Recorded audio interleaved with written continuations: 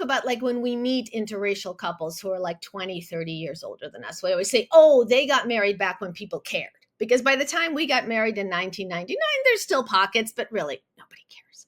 But in the 1950s, people cared.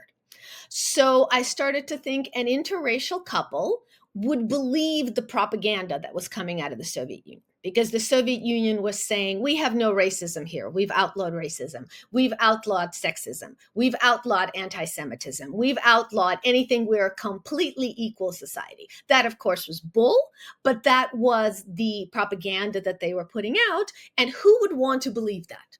An interracial couple would want to believe that they could have a better life in the Soviet Union than they could have in the United States.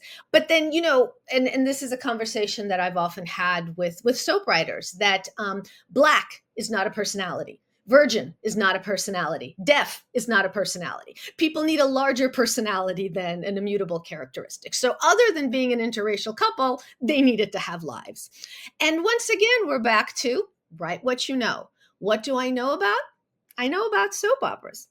And that's when I came up with the scenario. Let's say you have a soap opera on the radio. Let's say it has a name like The Guiding Light. Those important, because that's what it did at the time. Let's say that's a radio soap opera. Yes, exactly. That's why the main point is it's called The Guiding Light.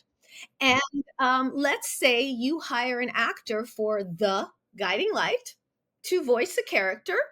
It's the radio. Nobody can see you on the radio. And let's say you hire an African. Thank you. Thank you. Let's say you hire an African American actor, and now the show is transitioning to television. Well, what are you going to do now? And what if the woman who is a producer on the show is the woman who is dating the Black man? What do you do then? And what if you work for a formidable, incredible force of nature by the name of Erna Phillips?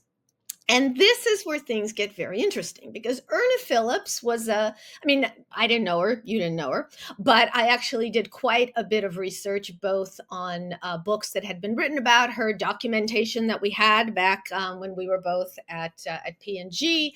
And Erna is a woman who liked things her way.